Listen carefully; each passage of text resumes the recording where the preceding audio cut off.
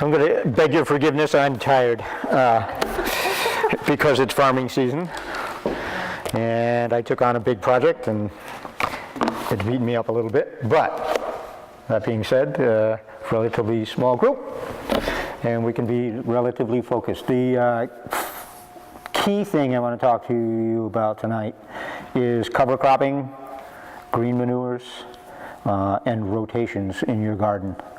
This is probably the most technical discussion we've had to date.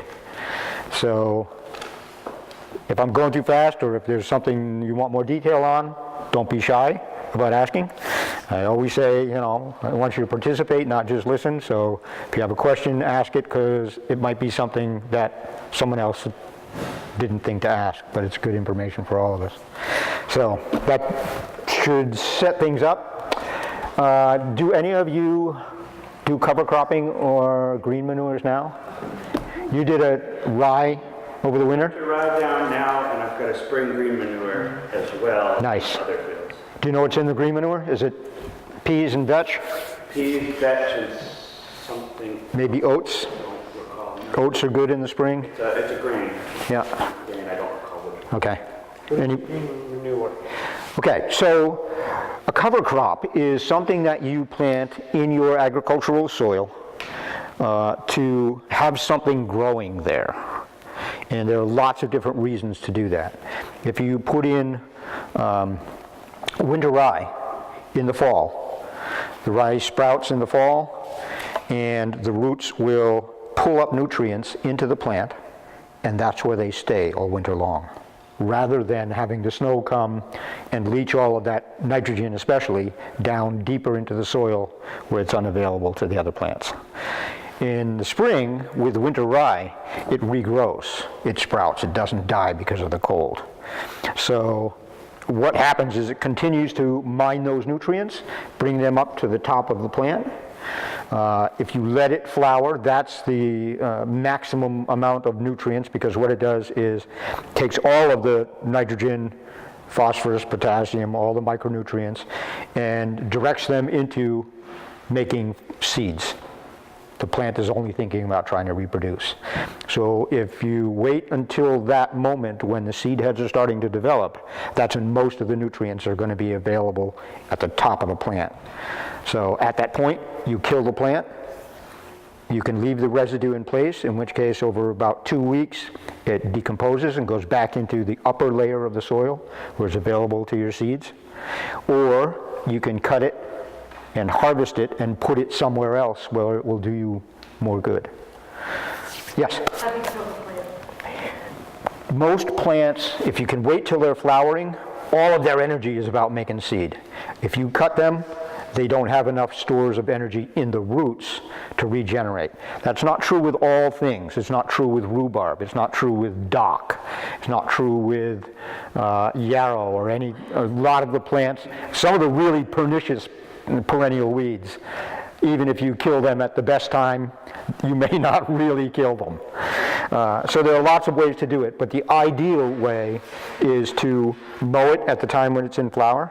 If you can't wait that long because you have crops that you need to get in the ground, then the thing to do is to mow it and then till it in. If you don't till it in with a lot of those crops, the roots are still going to be viable and they're just going to send up more shoots.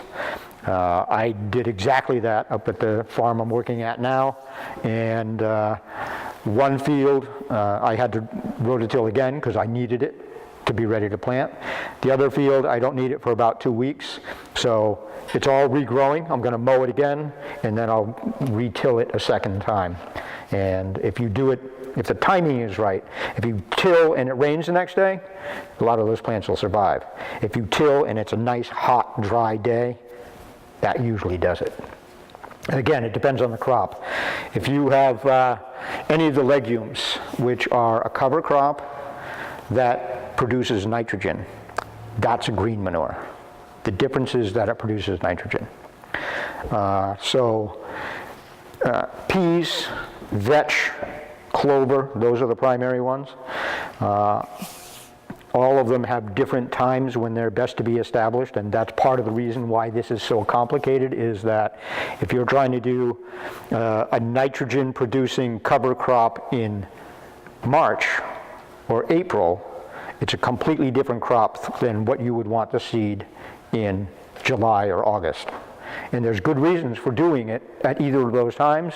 The intention will be exactly the same, but the crop that you use has to be different because peas won't germinate at August temperatures. That's why you don't grow peas in the summertime. You plant them, as the seed packet says, as early as the ground can be worked. But vetch, which does the same thing and actually produces more nitrogen, you wait 2 months after peas are optimal, and the vetch will be the ideal thing. Or up here, cowpeas, which a lot of people simply don't plant. But cowpeas are excellent for producing nitrogen, and they're really easy to kill up here because they can't stand the cold. So you plant cowpeas in August, and you let them naturally die after frost, and you just leave it on the ground. So then come spring, it's relatively decomposed. It's essentially now a mulch. And as it's decomposed over the winter, all of those nutrients are going down into the soil, but they'll be in the upper level for the most part. You won't capture all of them, but they'll be up there where they're available to the new seedlings for the following spring season. And the ground has been covered over the winter, which is really important. If you leave soil bare, you lose nutrients going up into the air and going down into the soil. So some are aerosolizing and vaporizing, and some of them are leaching down deep, and they become unavailable to crop plants.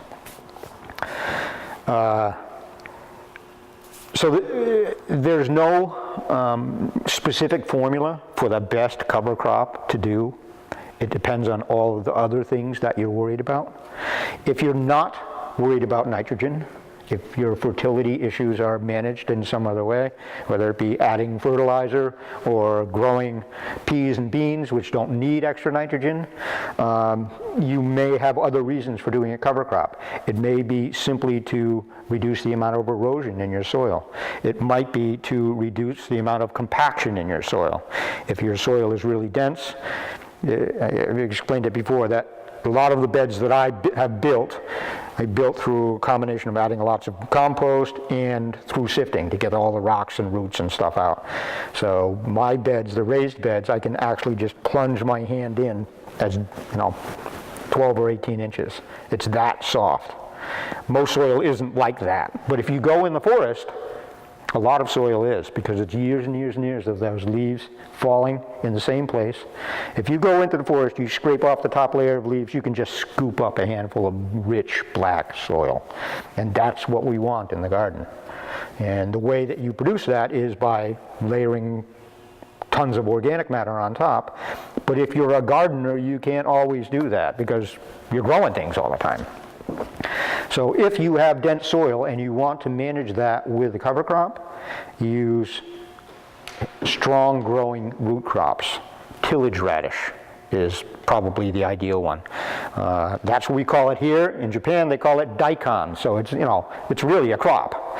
And what you do is you plant it at a certain time of year, and you don't harvest it. You let it grow. When the seed heads develop, you can harvest those. Cut them off, otherwise what you intended to be as a cover crop becomes a weed. And this is another issue with that whole process. But with the tillage radish, you cut the tops off so it doesn't go to seed. Like garlic, when you cut the top off, the energy of the plant goes back down into the root because that's its secondary method of surviving. The root gets bigger, but is killed by the winter. So that root makes a hole as it decomposes, and the plant matter that was there essentially becomes compost through the soil layers. Instead of being right on the top, it's as deep as that root grew. And some of those, in an ideal situation, they can literally be like 3 feet long. And the tap roots go even further than that. So if compaction is an issue, if drainage is an issue for you, root crops as cover crops are a really good way to go. If you need organic matter in your soil, if you rototill your garden a lot, When you rototill, it enervates all the microorganisms, so your organic matter is made available in the soil. It's not a bad process for that, but when that happens, all those microorganisms kick into gear and they're like eating all that vegetable matter. That's what's feeding them. So you have this immediate flush of nitrogen that's available to the plants, but they're competing with the microorganisms. The way to overcome that is to add more organic matter than can be rapidly consumed. And the best crop for that kind of management, for that kind of effect, tends to be grains and grasses. You got to be careful. If you put in a perennial grass, you're creating a problem. It may solve one problem, but it's creating another one. But if you're putting in something like winter rye, oats, winter wheat, and again, it depends on the time of year, Sudan grass, if you're really daring. These are things that produce a lot of biomass. And there are a couple of ways that you can manage it. If you want it to go into your soil rapidly, you mow it into small pieces and then you till it in. And you can use a disc harrow or a rototiller or a spike tooth harrow, or you can use a shovel and just flip it over. But what you're doing is bringing that down into the soil. Have you ever seen a crimper made out of a 2x4 and mangle iron? I haven't seen it out of a 2x4, but I've seen them. The big roller? Right. So a crimper is a way of managing really dense growth of cover crops. It's typically used with a tractor because they're built to be heavy and they have sharp edges on them. And you roll it over the cover crop and it breaks the stems. And what happens is all of that organic matter is on the surface, essentially crushed, but it leaves a large particulate size. So it's harder to incorporate into the soil, but it makes a magnificent mulch.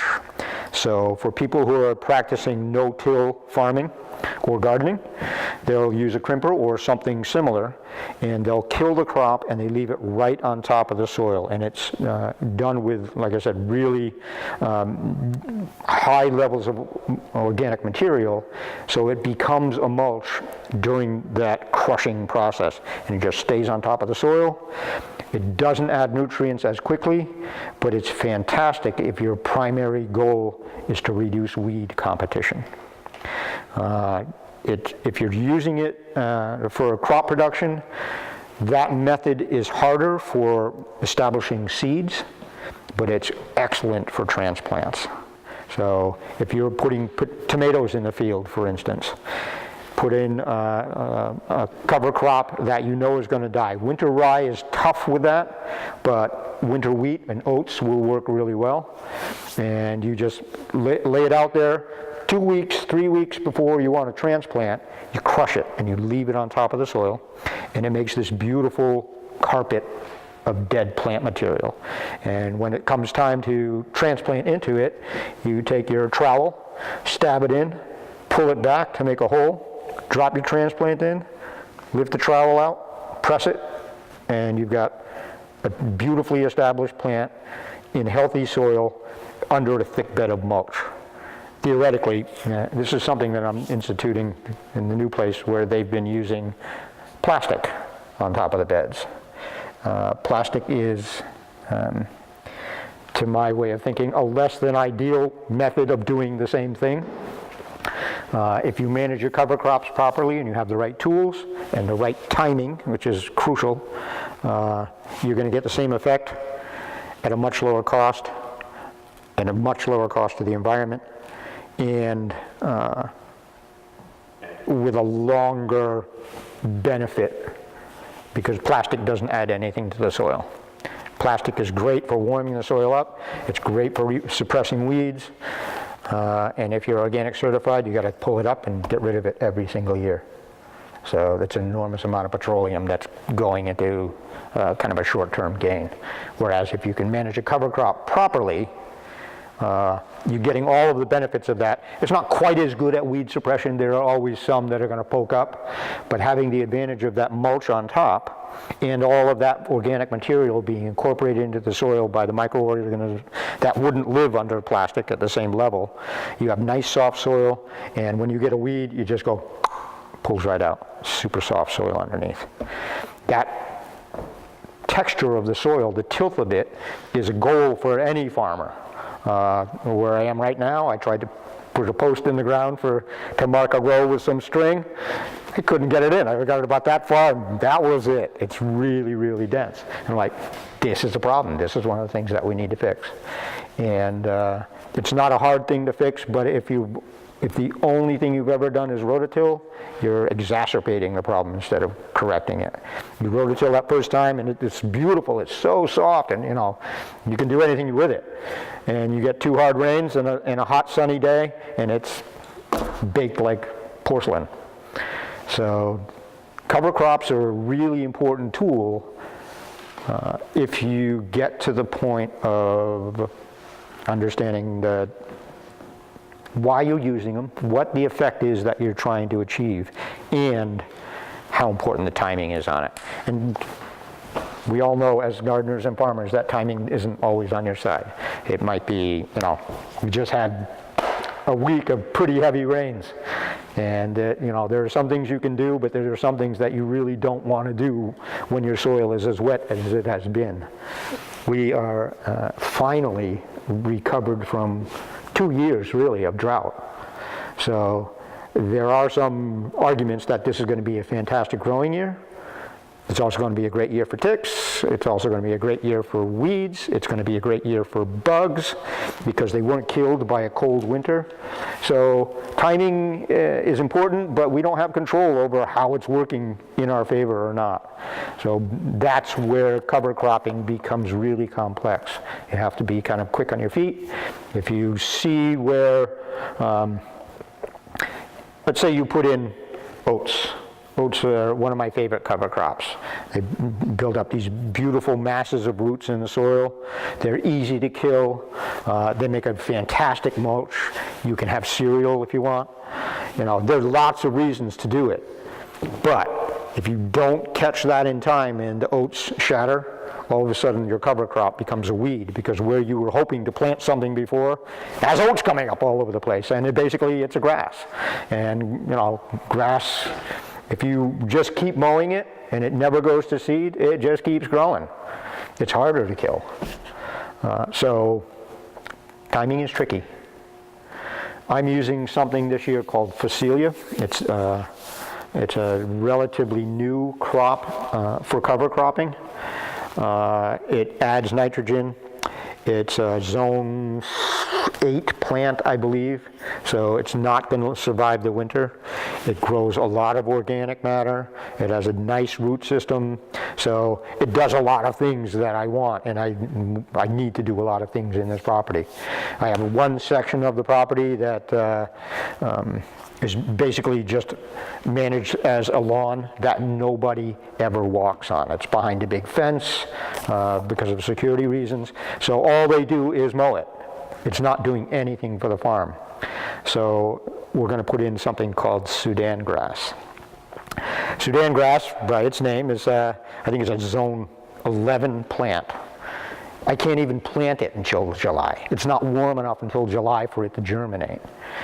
But the advantage is, in 2 months, it's 9 feet high. It grows like bamboo. It's insane.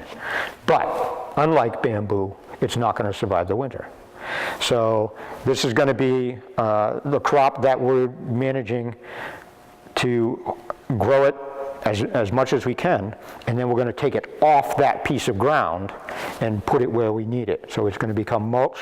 It's going to become organic matter in certain cases, but it's a cover crop that we're growing in a place where we don't need a cover crop. So in this case, it's functioning more like a compost supplement, or rather than us buying bales and bales of straw, we're going to grow it in one place and move it to another. If you have a big enough property, whether it be a section of your garden or a piece of your landscape where it's being managed just so that it's managed. If you have, for instance, a piece of lawn that nobody plays tennis on, nobody ever walks on it. It just looks nice out in the distance. It's nice to have. But if you can make it work for you by mowing the lawn with a bagging lawnmower as opposed to a mulching lawnmower, you can take that and essentially you're raising a cover crop in one place, and then you import those materials into your garden where they're going to do you more good. And it's not going to harm the lawn. You may have to incorporate some kind of fertilization system in the lawn once a year. Grass is pretty resilient. The best way to do that is simply to, when the leaves fall, mow the leaves as they fall onto the grass and just leave that. And typically that's enough fertility to keep a lawn going over the year without adding more fertilizer, unless you're trying to do a golf course or something like that. I'm not a big fan of lawns. I understand their purpose, and I know they have a certain appeal, and I know some people are extremely competitive about their lawns. I know people who work on their dandelion crop annually, trying to eradicate it. That's okay, right. But my feeling is that for a lawn to really, the most appropriate way to grow a lawn is to let what grows there grow and mow it on your schedule, you know? Don't let your lawn take over your life. Let me look at my notes here. Am I making sense to everybody? Any questions coming up? Yes. I have a question. So, when you plant the oats, and you're going to plant them like in June or so? Oats are remarkably resilient. You can do them almost any time. You could plant oats now. So again, this is a good question because it relates to why you're planting it. If you have strawberry bed, and typically you mulch your strawberries with straw. What you can do is, as soon as the strawberries have stopped producing, you can plant oats there. And you let the oats come up, and then you kill them at the appropriate time. As soon as they start to form seed heads, that becomes the mulch for your strawberry bed. I like oats in the fall, in beds that I know I'm going to want to access as early as possible in the spring. So if I have tomatoes and they're growing outside, they're not under any kind of protection, there's no plastic, no hoop houses or anything, I know they're going to die, you know, typically mid-September. If we're really lucky, they might squeak into October. If we get some kind of ravaging disease, they might barely make it into September. So, you know, there's that 45-day window. When I know the tomatoes are slowing down, stopping to produce, I'll sow oats really, really densely underneath the plants. And they'll grow up about so high. They won't grow really fast because the days are getting shorter. They're under the shade of the tomatoes. As soon as the tomatoes come out, you know, typically what I'll do is cut the stems. If there's disease, I'll try to uproot them. But if they're healthy and killed by frost, cut the stems, take the top of the tomato plants away. Now it's called releasing. Now all of a sudden the oats have full sun, and they're going to grow up, and typically they'll get yay high. And then they'll get killed by the winter. And they'll fall down, the snow will mat them down, and they make this beautiful, heavy mulch on top of the soil. And the roots will decompose. So in the springtime, I'll go out there, and it looks like, you know, it looks like I laid straw all over that bed. And I can just take a rake and open it up, and the soil underneath will be very soft. It may still be frozen when others aren't, because that's one of the effects of mulch, is it slows down the thawing process. But if the ground is frozen, it's really easy to rake the mulch off. It exposes the soil to the sun, and there's no weeds. It's ready to plant as soon as it thaws out. If I put oats in early spring, typically I would do it with peas or some other crop, nitrogen producing crop that will germinate in cool weather. Faba beans are another good example. And they'll get to a certain height, and then I'll mow it, and depending on what I'm looking for, most likely at that point till it in. And that will provide me with organic matter and nitrogen before the tomatoes.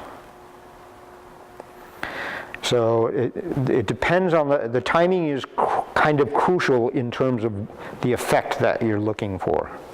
The other aspect of this, which becomes important but is also more complex, depends on how you're managing crop rotations.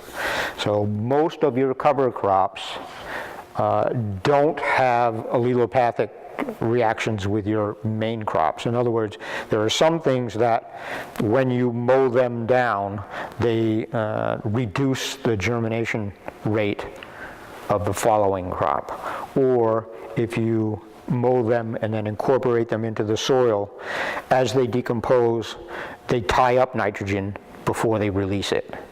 So there's a timing aspect there where you say, okay, I know, this bed is going to be broccoli, and I'm going to put it in the last week of May or the first week of June. So that means a week or possibly 2 weeks before that crop goes in, the cover crop needs to be tilled and incorporated so that it'll go through that decomposition process where it ties up nutrients, and then it'll release all those nutrients. And that's what, your crops, you don't want it to be right when you put the seed in the ground. You may want it right when you put a transplant in the ground. So seeding is complicated. Seeding into cover crops, you have to be very careful about thinking about how the effect of the decomposition or the competition is going to work with the following crop. I hope I explained that properly. So there are a couple of other ways that you can do cover cropping, and the description of the tomatoes with the oats growing underneath them is called intercropping, and there are some really, really good reasons to do that.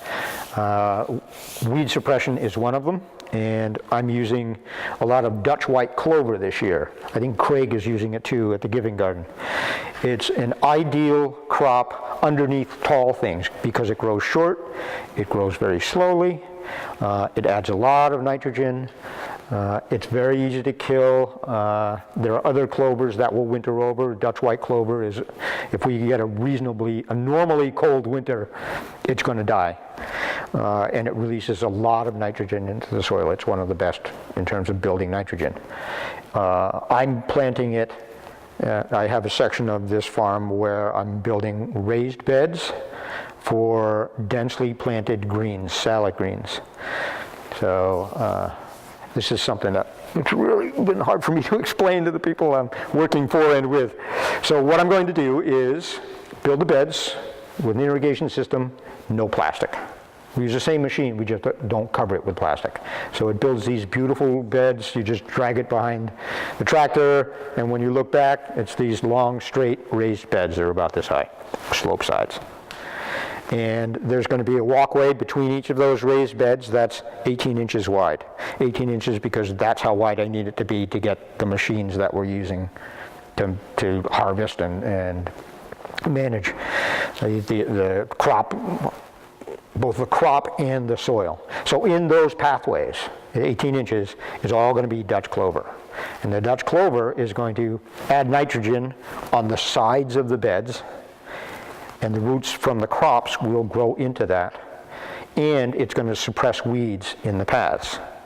And I have, you've all seen those string trimmers that on a pole? I have one on wheels.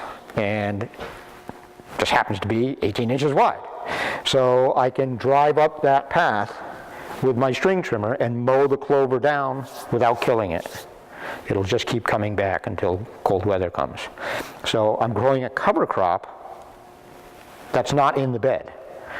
But the residue from that and the nitrogen that's produced by it will be available to the plants because their roots will actually grow out into underneath the path. The other advantage of that, having a cover crop in your path, reduces compaction. So by doing that, if you have the same path in your garden year after year after year, eventually weeds don't grow there because the ground is so trampled that they can't survive. They either can't germinate or they can't produce enough of a root system, or they can't produce enough leaf because you're out there walking on top of them every day. But clover, Dutch white clover, happens to be one that can handle a little bit of traffic. If you go to some places in Europe, they use thyme, which is awesome. I was looking at using time to Yeah. parts of my lawn. It's really nice unless you're barefoot, because it has woody stems, and then it's uncomfortable. But if you want to have a nice experience, go walk on a bed of thyme, and it's great to work in. You know, it's like aromatherapy right on the job. It's hard to beat. Color. And color, yeah.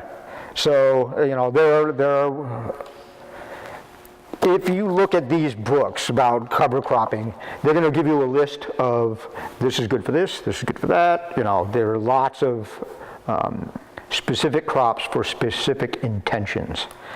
That being said, any plant can be managed as a cover crop with very few exceptions. I wouldn't do thistles. But anything, if you plant it properly, if you time it properly, is going to give you some of the same effects of an intentional cover crop. So it's going to keep nutrients up at the top layer of soil for most things. For deep-rooted crops, it's going to mine nutrients that would be otherwise unavailable and bring them up into the regular growing area. So if you have something that thrives. What's the name of it? I'm sure you've all seen this weed that's growing everywhere right now with the little pink flowers. It grows about this high. Yes. Can somebody tell me what that is? I don't know. Why did it just appear the last 3 years? It wasn't around before that. It has been around. It's an indigenous weed, but it's just, we've had these mild winters, so it thrives. It's been thriving. It's not a problem, you know. It does use up nutrients, but it dies back relatively quickly. It's flourishing right now, and you know, you drive by places like a field of pink. But it's not a noxious weed. It's something that's going to be there, and then it's going to go away. I wish I could remember the name of it because it's interesting. I want to say hens and chicks, but that henbit, that's what it's called. And there's another one that looks similar to it, but that's not what we're seeing right now. So this is a crop that, if you manage it properly, is going to do those things. It's going to bring nutrients to the surface of the soil. It's not going to, it will produce a lot of seeds, but that's going to happen anyways. If you have any kind of weeds growing around the perimeter of your garden, those seeds are coming into your garden whether you like it or not. Even if you manage the perimeter of your garden, if it's this beautiful lawn that nothing ever flowers in, seeds are still coming in. And most soil has literally millions of seeds per teaspoon in it. So when you first are building a garden, that's, you know, the first year there's lots and lots of fertility, and it's like, wow, I'm a good gardener, look at this. But you're always going to be battling weeds unless you're on it year after year after year. It takes a long time to get past that seed bank that's right there built in. Interesting story on that note. I was recently in a field that was woods the previous year. Yeah. Clear cut to turn into pasture. So it had no grass for, I think it was about 100 years. Yeah. And this spring, the first time that seed had seen the daylight, essentially, with no trees, it's growing. 100-year-old seeds, Right. waiting for the right opportunity. Yeah. And that soil will be full of nutrients. Is it going to be pasture again? Yeah, it's headed to pasture now. Dairy? No. Graze, Meat? intensive graze. Yeah. So what's happening there, in a kind of a big picture way of looking at it, is you've had years and years and years of the tree roots bringing nutrients up from the subsoil and preserving the nutrients that fall in the fall when the leaves drop on the ground and decompose. And all of the microorganisms and macroorganisms that have been feeding on those leaves for decades have been excreting and dying right there. And all of that has been part of a continuous cycle that's essentially managed by the trees. When the trees are gone, all of those nutrients are like, available for whatever is going to be there. So a lot of times when you do a heavy cutting, depending on the type of woodland that you're working with, the first thing that comes is brambles and grasses. So you're going to see raspberries like crazy. And they come from the birds that were sitting in the trees after they've been eating raspberries all day. So particularly with softwoods, if you're cutting pines or spruce or something, when you take that out, because they grow in acid soil, just what brambles love, boom, you've got a huge crop of raspberries, which is interesting. Not so great for grazing. But all the other things that grow will have that intense nutrient level in them, and everything that feeds on it is going to benefit you. I mean, you see the difference in the livestock in that year compared to if they've been grazing on fields that are always being grazed. So bringing livestock into woodlands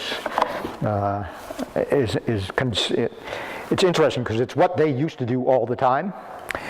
And we're getting back to that now. There are a lot of, let's call them progressive farmers, who are going back to that system of using woodlands to pasture cows. Pigs have always been part of it. The most expensive ham in the world grows in oak forests. It's in Spain. Iberico ham, it's called. And it's because they eat acorns. And because of that, the fat and nutrients that are in the acorns, seeds have the most nutrients, so they're the most nutrients dense. So because of that, the ham is fatty, a little oily, great because it has those oil, great for salting and preserving, and the flavor is unbelievable. Super tender. They slice it like prosciutto. But I don't even, there must be some, there's a place in Westerly that sells Iberico ham. It's like $30-something a pound. It's ridiculous. When you taste it, you're like, oh, well, maybe.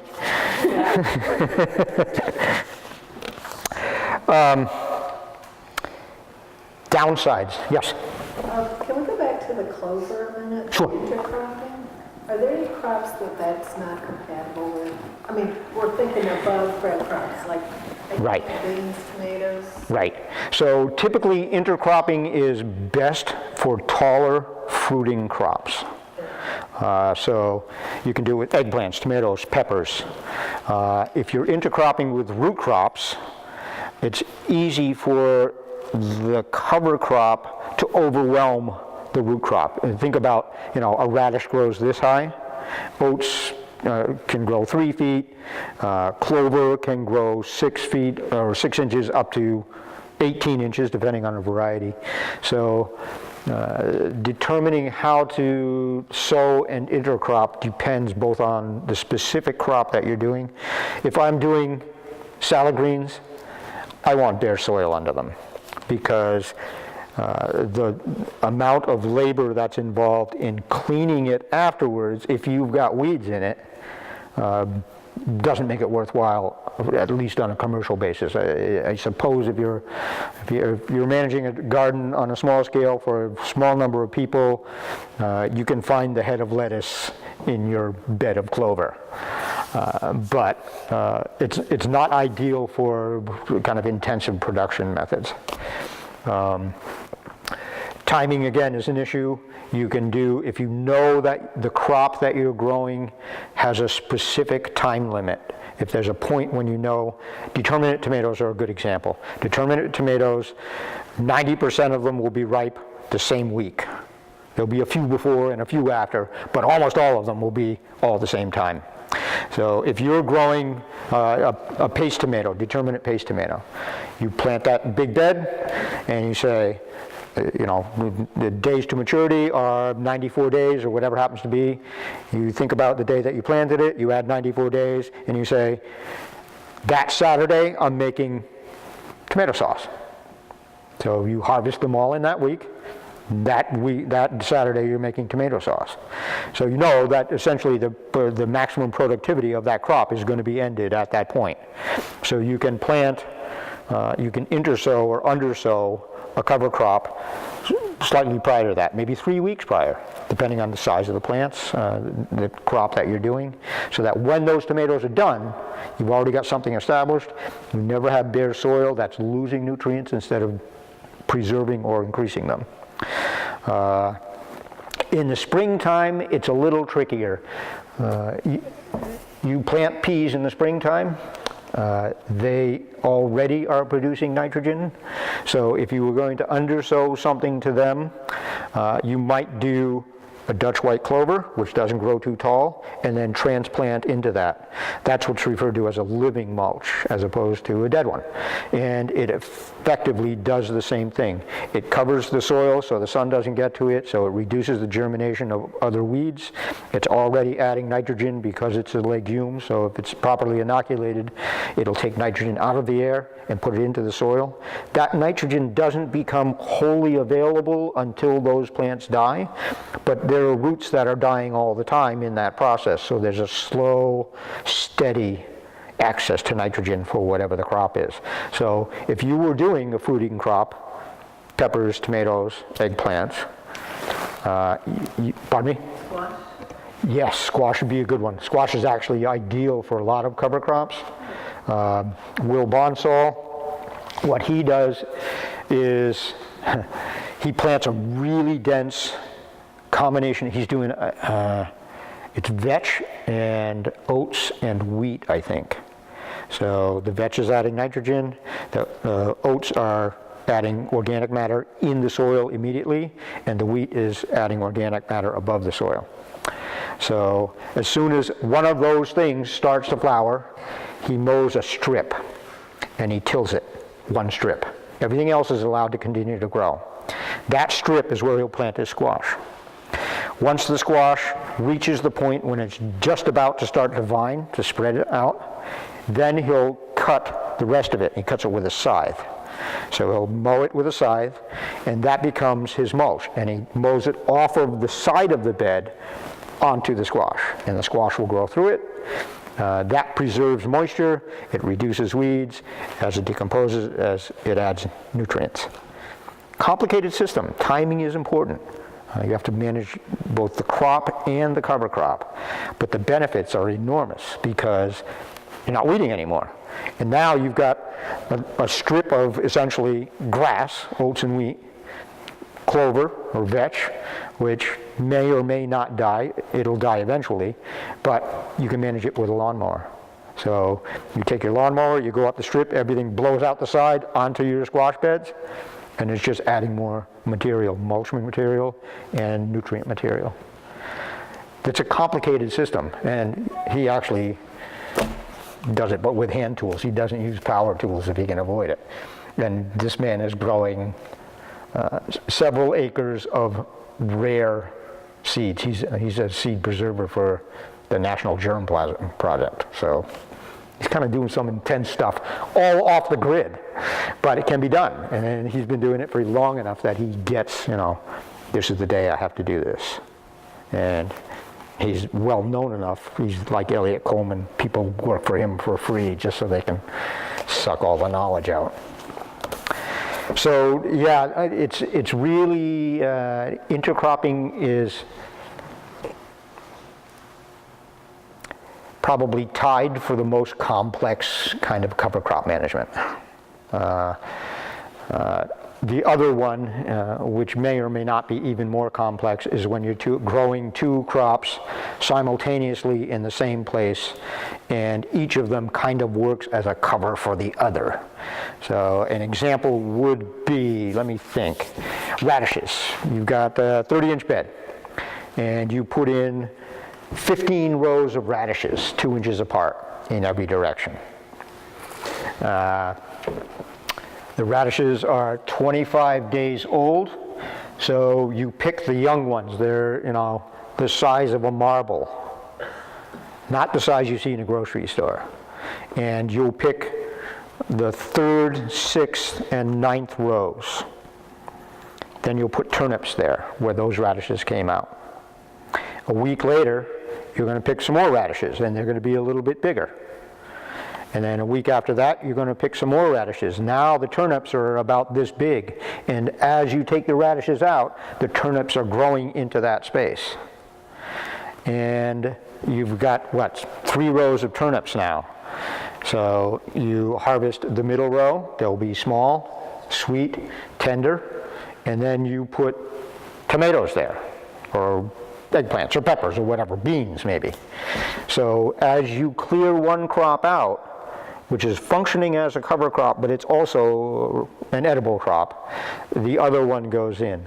The advantages of this aren't necessarily for nutrient preservation. What you're doing is consuming those nutrients as opposed to preserving them in the soil. But if you put in a legume in that rotation, then you're going to recapture it. You take the nitrogen out of the air, you put it back in the soil. So if you follow radishes, then turnips, then beans, the beans are the thing that restore all of those nutrients back in. And as the beans take up that space, they're going to shade out the turnips, but the turnips are going to be ripe in 55 days. So the beans have been planted when the turnips are 30 days old. 2 weeks later, the turnips are gone, the beans take over. And once the beans get to a certain height, now it's what, July 20th. It's getting hot outside. You can't grow greens when it's that hot unless they're shaded. And if the beans are pole beans, they're providing shade. So you plant salad greens on the north side of that row, or on the east side of that row, so that you can have salad greens in the dead of summer, because the shading of the other plants is going to keep the soil cooler. Complicated. It's really cool, but it's complicated. It's good if you have a small garden. I mean, that's what it is. Yeah, you can do it either way. Small garden, you can really have. Yep. So when you're talking about intensive cropping, trying to get as much as possible out of a small space requires that kind of complex thinking. And to me, it's really interesting. To a lot of people, it's really frustrating. It's like, how do I figure this out? And then, and when you're trying to do it on 4 acres or something, then you have to say, I can do this much and no more, because I just don't have the time to figure all of this out. It's a very, very complicated thing. But there are some farmers who have come close to mastering it, if they have not mastered it. Most farmers who are working on that scale build cover cropping into an annual program. So they'll say, okay, this field is going to be this crop, and then that crop, and then a cover crop. Or it's going to be a cover crop, and then that crop, and then that crop. Or it's going to be a harvesting crop, then a cover crop, and then a harvesting crop. So you've always, every single year, you incorporate a cover crop into that rotational process. And you're talking about within one growing season. Within one growing season, right, right. So if you have a long season crop, say you're growing watermelons, which need 100 days. Up here, that's a real challenge. But you can do it with Dutch white clover, because the watermelons, because they're such a long season crop, you can't direct seed them successfully and have a reliable crop. But if you have protected space, you can start them indoors. You can start them in a greenhouse or a hoop house. And at the point when they're ready to be transplanted, your cover crop is already established. One of the benefits of this, and one of the reasons why Will Bonsall does his squash the way I described, is you've got big crops, we're talking about a big squash or a watermelon, and it's sitting on this nice dry layer of mulch instead of in soil. So you get a much more aesthetically pleasing and healthier fruit. If it's sitting in soil, it's exposed to more moisture, it's exposed to more insects. If it's sitting on a bed of mulch, it's like a mattress for it, essentially. When it rains, the rain drips down through it very easily.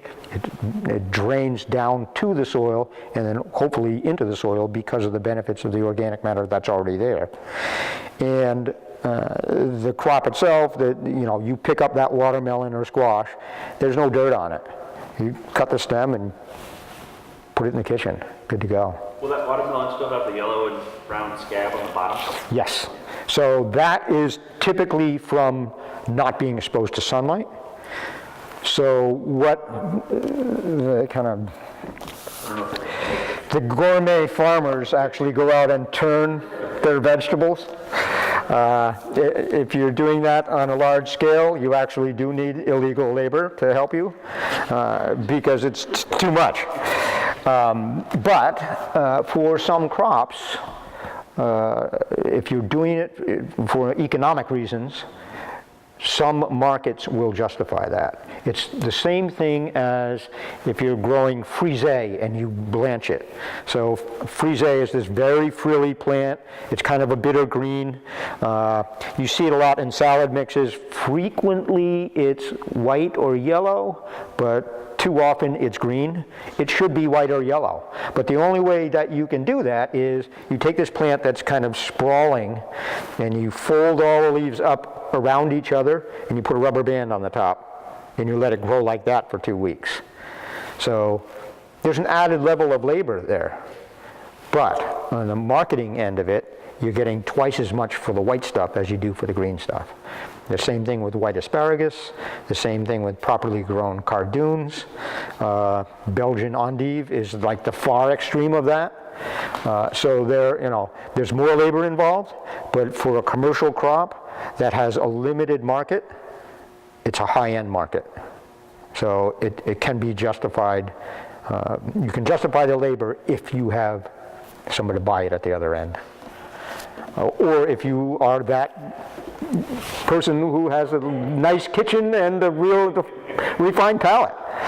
So Belgian endive is in the escarole family. It's related to frisee. It's a long season plant. I think it's like 80 or 90 days. You plant it out in the field. You let it grow.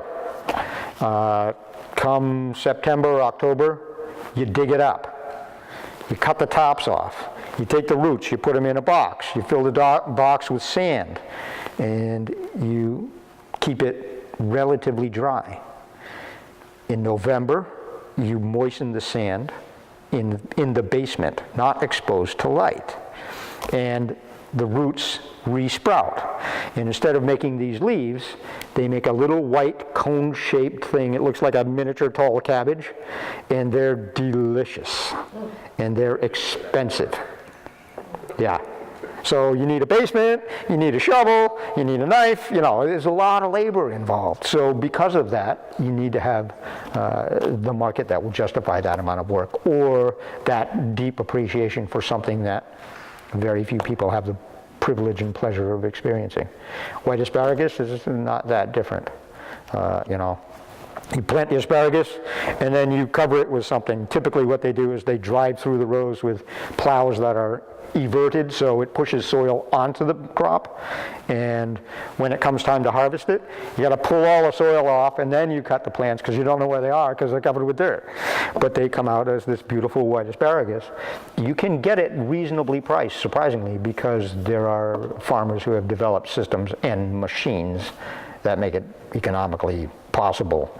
Doing that at home, that's a level of dedication that most gardeners don't reach, for good reason. It takes a lot of time, takes a lot of effort, and it's pretty easy to go by. So, the other part of cover cropping that's important is, like I was saying, how to build that into your larger rotation.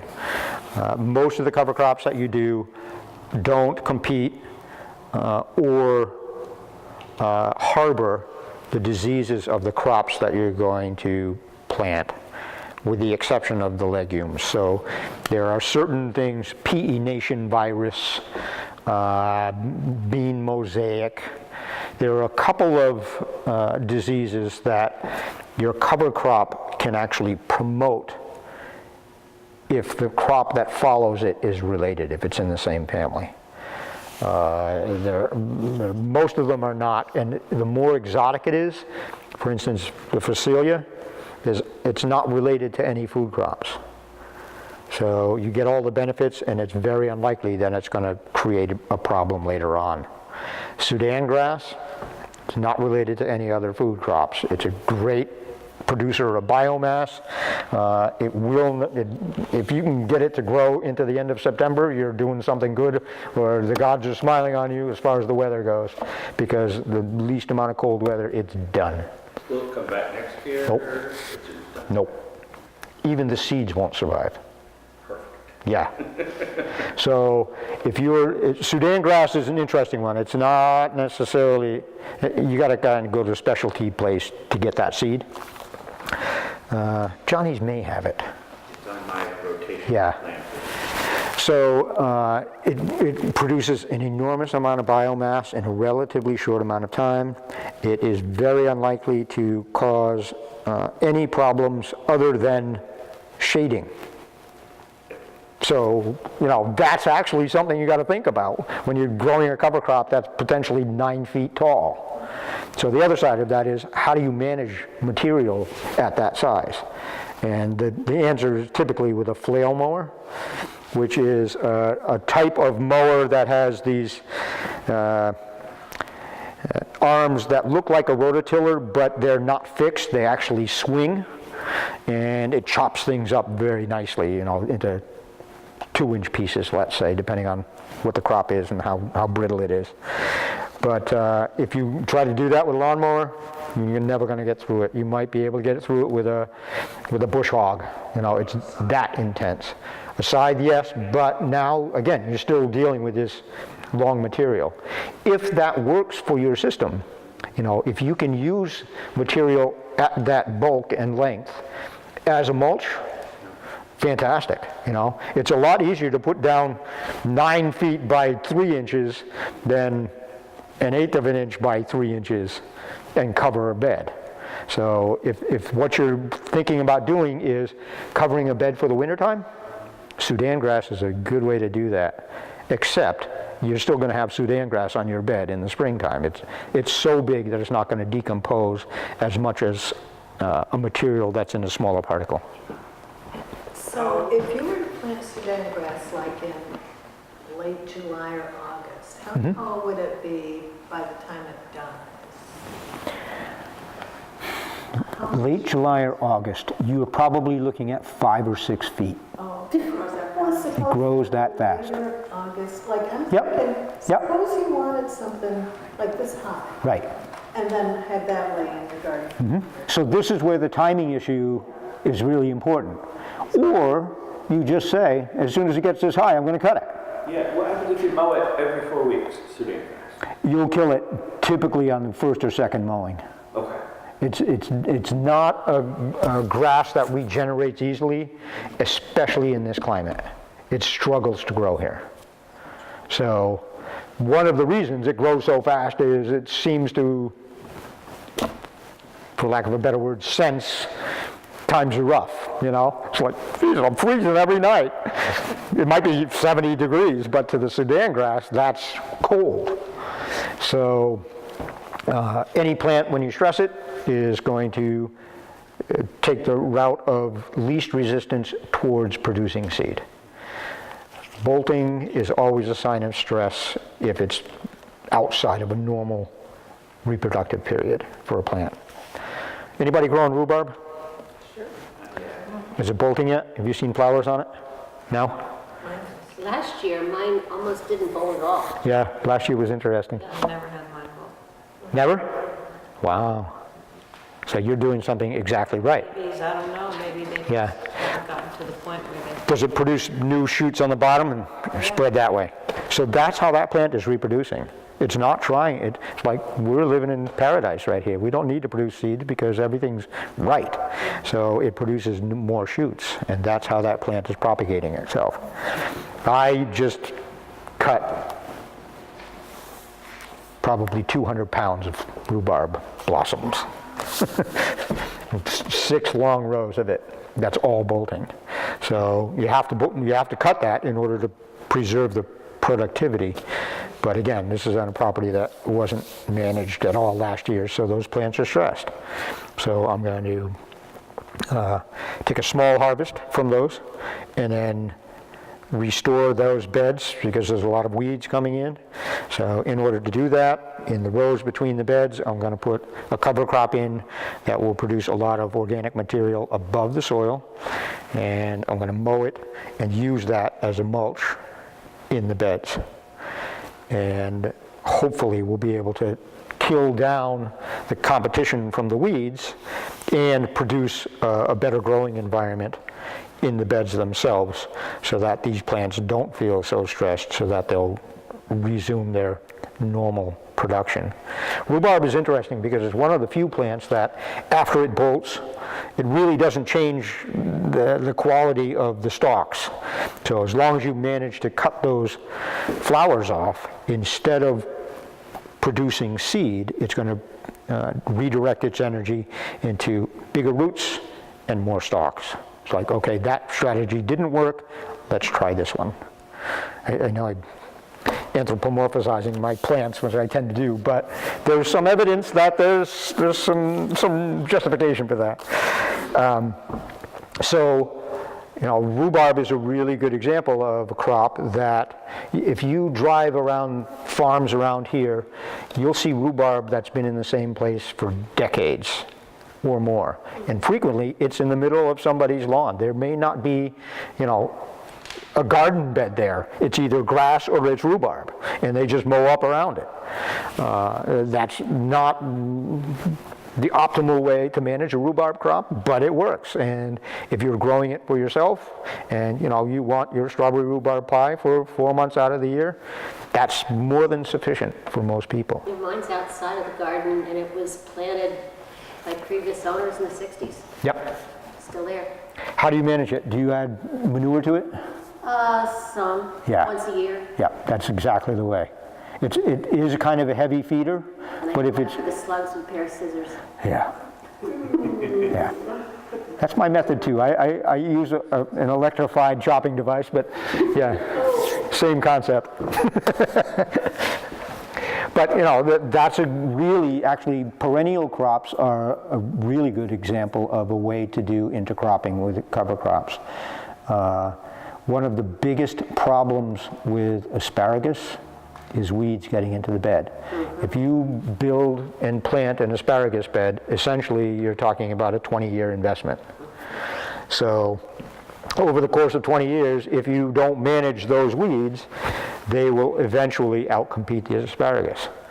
And there are lots of strategies to do that. Most people prefer mulch, but you can use a living mulch. You can, again, Dutch clover is a great method for that. And once the asparagus is done producing its ferns, you mow everything. Most people, it's recommended that you remove the ferns, you actually cut them off, so that if there are any insects, there's a particular beetle that lives inside that stalk. So if you cut the stalks at the ground level, you're removing those insects from that area. And then you let the clover come up, and then you mow it super close. And the asparagus sprouts early in the spring before most other things are, except for henbit, are really kind of taking over. So you can have a perennial crop with essentially a perennial cover crop, and they kind of support each other. The Dutch clover continually adds nitrogen. It covers the soil, so it suppresses a lot of the other competitive weeds. Eventually, there may be a year when you're like, okay, I got to clean this out again. And all you do is, instead of allowing the clover to prosper, you cover it with a mulch for a year. You take the fallen leaves from the fall, cover that whole bed. It's not going to do anything to suppress the asparagus. That asparagus will essentially grow through concrete if it's well established. So it'll push up right through those leaves. You'll have this beautifully mulched bed. Everything that's green is edible, essentially. And then the next year you can reestablish your perennial cover crop. So it's a nice way. Asparagus needs to be fed, and as rhubarb does. But if you feed it properly once a year, it's going to take care of you for a long, long time. A lot of people don't do asparagus because it's that, it's essentially 4 years after you plant it before you really start to enjoy the benefits of it. But then it's 20 years after that you're still enjoying the benefits, and it gets better and better and better, and then there's a gradual decline as the plants get too old and they can't compete anymore. And at that point, you build another asparagus bed, or typically a few years before that point, so that you always have a good, healthy crop. That's a very, very long-term thinking for gardeners, but a lot of gardeners do. They manage their gardens that way. And if you're at that level of detail with your planning, you're probably also at that level of detail with cover crops and green manures and all of that. Very complicated subject to tackle. And In the fall, when you're putting your garden to bed, yes, when is the best time to plant things that you want to make the cover, even if it dies, or especially if it dies, anything but rubber, let's say. yep. That you want to have it grow in and then be a nice mulch for the winter. So when should you be planting those things? Typically, the last 2 weeks of August and the first 2 weeks of September. So the issue that you're dealing with is the last 2 weeks of August, we're finally starting to cool off. So the soil temperatures will be dropping to the point where you get better germination. There are some things that love hot soil to germinate. Most things like it around 70 degrees. And what would you plant then? I do oats and vetch. Again, it depends on if you want it to survive or if you want it to die. If you want it to die, oats are hard to beat. And you do it thick. I mean, if you're doing oats for a cereal crop, you do it at a third of the rate as you would do for a cover crop, typically. One thing that I haven't mentioned, which is a long-term traditional cover crop in New England, is buckwheat. Buckwheat is fantastic. It has one downside, and that is it's so fast that it goes to seed faster than some people can manage it. I mean, in July and August, it can be as little as 3 or 4 weeks. And the reason for that is summer heat isn't the optimal period to be growing buckwheat. So it's trying to reproduce. So it grows about this high, flowers, produces seeds. If you don't manage it in time, those seeds are viable very, very quickly before they fall out of the plant. So if the seeds are ripe, as you're mowing it, you're sowing it. So it's a time when what was intended to be a cover crop becomes a weed. So buckwheat is fantastic. You can put in 5 cycles of buckwheat in a growing season. If you time it properly in the fall, it'll die before it produces seed, but that means you're counting on frost to come on exactly the day you need it to come, because if it's 3 days later, you got seed instead of mulch. So buckwheat is tricky. But if you're trying to produce a mulch or organic matter above the soil really quickly, buckwheat in the summertime is hard to beat. If you just want to cover the soil, not densely, just very lightly, you can do buckwheat probably as late as the 2nd week of September. So what you're looking at is the days are cooler, it's going to germinate well, it's going to grow pretty well, but the days are also shorter. So it's not going to grow as rapidly as it does in the spring and summer. And the likelihood of being frost killed is increasing every single day. And buckwheat won't survive frost. So as long as it gets a good hard frost, within a day or 2 of flowering, good crop. If it's a week or 2, you're going to have buckwheat next spring. But it's a fantastic crop, and there's a reason why. Winter rye, buckwheat, clover to a lesser extent, vetch to a lesser extent, those are all kind of the go-to traditional cover crops in New England. Things like Sudan grass and Phacelia are a little more esoteric, but because they're not native to this area, they can be actually easier to manage because it's almost impossible for them to become a weed. If you're broadcasting and you put it in the bed it wasn't intended to be in, it might become a weed. But for the most part, it's not going to be pernicious. It might be a problem for a season, but it won't be a problem over multiple seasons. Good question. Fedco sent us a few packets of Basilia. Oh, did they? There's not a lot in there, but So- people want to try it. You know, they're small packets. Yep. So, yeah, I mean, most of us are talking about small plots Right. in our home gardens. So one of the things that would be worthwhile to do is to take those packets and grow them out specifically for seed. So then you can replace the seeds you took, but you'll have 6 times as many. So you may have, you know, a little tiny bed of Phacelia this year, and next year you've got 6 beds worth. So Phacelia is a good crop for that. And like I said, it's not a crop that is likely to host or foster problems with food crops. So, and it has a nice flower. So a good bee crop, there are a lot of advantages to it. I didn't mention that, but a lot of the cover crops also work as bee crops. They provide forage for bees.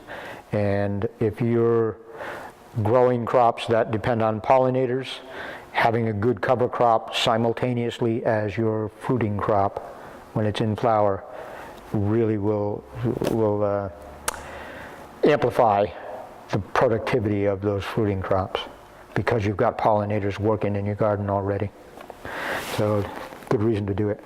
You may also find Craig mantises and lacewings and things. Right, yeah.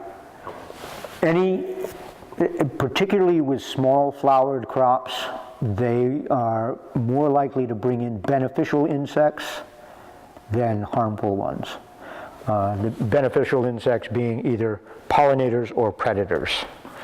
And if you have, this is another issue, I had this discussion just today. I have some parts of this property that I'm working on that have weeds. The weeds are a big problem there. And there are some of them that are coming into flower right now. And I said, okay, this is what we have to manage now. When it's in flower is when all the nutrients are there, and it's before it's producing more weed seeds and making the problem worse. So I want you to, look at those areas where we're not growing crops, we're just trying to build soil. Look at those areas, and when they're in flower, that's the time to manage that issue. But up until that point, it's working for us. As soon as those flowers get pollinated, they're working against us. So what I want to do is encourage the pollinators, encourage the predatory insects, and those flowers, wildflowers especially, but a lot of the small blossomed flowers in typical gardens are great for kind of multiple purposes. What else? So I have a couple of raised beds, and I really try to keep salad greens growing all summer long. Okay, whatever I can, keep going. And I was thinking of taking one of the beds and continually keeping it into a cover crop as I, then started a new set when this, salad dies, I'll Right. have something else growing. And so is it beneficial to have something growing for 3 or 4 weeks and then, cut it down? Yes. And what would be the best thing to use? Oats, buckwheat? Yep, something that's going to germinate quickly. With a shorter period, it's hard to get all of the benefits. It just doesn't have enough time to produce the biomass, whether either above or below soil. Most of the leguminous crops, peas would be a good example. You may get a nice germination early on, but then you got to kill it before you actually get the peas in order to get the salads in. Yep. Tops. Right, exactly. Exactly. Fava beans, you can do that. You can eat the tops. Beans, you can do that in the summertime. But all of those things, you're not getting all of the benefits because it's a short rotation. Still is a benefit. But it's still a benefit. Anytime your soil is going to be bare for more than a week, you're better off having a cover crop. The other way to manage that, and it's actually more intensive, is I assume you're direct seeding on a weekly basis, or are you transplanting? Well, right now I've been, growing my own, and I started out with the ones I bought in the garden center. Yep, I've also been growing my own seedlings. yep. So I haven't really direct seeded anything yet outside. Everything's been done We're right on the edge of being able to do that. basement kind of thing. Tonight's going to be interesting. We may get a frost tonight. All the orchards, Right. Yeah. Well, this is why we didn't have good apples last year, is we got a late frost. So tonight will be interesting. I actually did, the person who was at the farm before I arrived 2 weeks ago planted cucumbers, summer squash, and beans in 4-inch peat pots to be transplanted. So rather than lose them, we put them out. And we actually, I've got cucumbers that are this high outdoors in a place that has 7 greenhouses. So I'm like, this is, there's some problems here. Nobody transplants beans.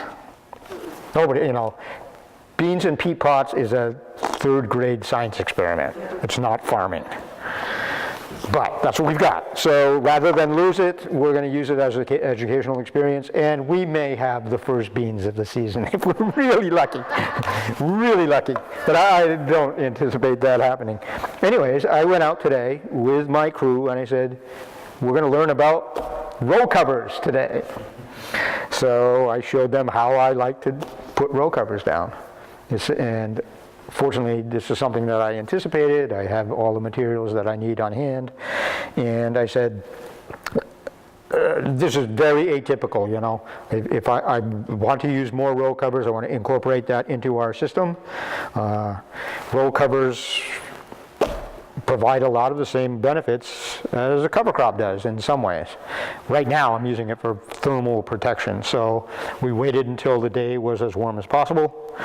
We put our hoops up in the ground, we spread the row cover over it, weighted it down, prayed that it didn't get too windy, and with any luck, we're going to preserve some of that heat through the night. Now, fortunately, we're inland, and the frost is predicted. If we get it, it's going to be here on the coast. But that being said, cucumbers don't like 36 degrees. So we'll see what happens. It's not that, and certainly with the beans, I said, if we're going to lose anything, I don't mind losing beans, because beans properly planted will germinate in 3 days. It's like, all I'm losing, and it's not small, is the labor that it took to put 40 bean seeds in 44-inch peat pots filled with Vermont compost, which is not cheap. I'm like, wow. So there's no way I'm ever going to recover the cost of that crop. There's no way I can recover that right now. But it's there, and what I'm going to do is use it as an educational experience, if nothing else, some small return. What is Vermont compost? Vermont Compost is a company in Vermont that makes very, very high quality organic certified compost. So I have a source in Connecticut that is organic listed, but they're not certified. So I can use it in a certified farm, but they're being scrutinized, and there are a lot of compost producers who don't take those extra steps to be certified. It's very expensive. And because it's expensive for them to do, it's expensive for us to do. So when I buy it, if you've been to Giving Garden in Mystic and you saw that big bag of worm castings, I buy 4 of those at a time. They come in a tractor trailer truck. You need a tractor to get it off the truck because the bag weighs 2,800 pounds. It's a lot. The only way that I can do it affordably with shipping costs and all of that is to buy it in that kind of bulk. So Vermont Compost, one of the things that, and it is available around here. Stoneacres uses it. Yes. And I'm sure they buy it that way too. Yeah. But you can buy it in 50-pound bags, which if you're trying to move it into a greenhouse is good. So one of the great things about this company, and they make very, very good quality compost, is they sell it at the point when it's at its peak fertility.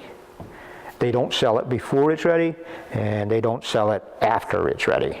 They sell it while it's teeming with live organisms. So the compost that I'm getting, or that I'm actually using, is what was left over from a Connecticut company. They are listed, and I dug into that pile. I could not find a single thing alive in it. And there's a pile that's this high. You know, they come with a 35-yard truck and dump it there. It's a lot, and you would think that in there somewhere is a bug or a root or a worm. Nothing. So that's what happens when compost isn't really intensively managed. So you do pay the price unless you make your own. So one of the things that I did when we were talking about this, I took my crew out to the back where they've been dumping all their waste products, and the tractor, we just scooped off the first foot of soil, and underneath is just rich, dark, crumbly, full of worms. It's fantastic. It's absolutely beautiful. And I was like, we're not, we're going to forego buying compost until this pile is gone. So we have to sift it out to get the big lumps out, but it makes pretty good. We'll have to add some dry material to it, but it'll make very good fertility and pretty good potting soil. Not quite as good as Vermont compost because they do a kind of intensive sifting process. No clumps. So you can fill the pot, and it's got all the fertility it needs for 3 or 4 weeks. You don't have to add anything to it. With a lot of the crops that we're doing, a lot of crops that home gardeners do, you start your seed in a container, and by the time the roots are starting to circle that container, you can put it outside. Tomatoes may not work that way. Leeks don't work that way, not because they get root bound, but because they just grow slow. Eggplants and peppers, if you put them in a single cell, a 72 or a 128 flat, you're going to have to transplant them. If you put them in a 4-inch peat pot, you can grow them in there for 6 weeks until it's ready to go outside. And because the pot is so big, it's continually growing into new material, so there are new nutrients available to it. If you're growing, I actually have some flats that have 258 cells. They're about this big. So you can grow a seed, you can plant them and grow a seedling in there for about 10 days, maybe 2 weeks. At the end of that time, if you don't transplant it, it's getting pot bound, it's getting stunted, you're not going to get a good seedling. So compost and seedlings, and they're all kind of a formula that includes time, space, temperature. It's almost as complicated as this is. Until you've done it for a while, and then it becomes intuitive, and it becomes really easy. And when your garden gets too big and the labor gets too intense, you start doing classes. You say, come on over, I'll show you how to do this. And then you get into permaculture. Yeah. It never ends. That's one of the beauties of this. If you love to garden, if you love to eat, if you just like to be outside, this process, there's no end to the amount of learning, experimenting, and gratification that comes from it. Every year you have a failure. Almost always you're going to have more successes than failures, but every year you're going to have a failure, and you don't call it that. You say it was a lesson, it was an experience, it was not my fault, it was the weather. And typically that's true, or the bugs, or a disease, or something. But if you take that experience and you say, this is what happened, maybe I can find a way to work around that for next season, then it can be a valuable experience instead of a disaster. And in some years, a couple of years ago, we had a drought like we haven't had in decades. And there were more failures than successes for a lot of farmers. It really, really put a lot of farmers at risk. And the ones who were resilient could look at that experience and say, I'm going to take advantage of that NRCS grant and put a well in my field. And a lot of them did. and the National Resource Council actually established a program because of the drought that we had and said, if you're a commercial farmer, we will fund an irrigation system for you. And it's been in place now for, I guess, 6 or 7 years. So there's a reaction to that because the impact on small farmers and gardeners was so severe. And, you know, there's nothing we can do about that. Walk more. Who knows? But, you know, there are always intangibles and there are always unforeseen circumstances that we have no control over. It could simply be that your niece scheduled her wedding for July in Hawaii. You got to go. You know, if you don't have somebody to water for the garden for you, there's a problem that, you know, it just happens. But that's the sort of thing that happens to everybody. It happens every year. There's always going to be a crop that doesn't produce as well as you had hoped.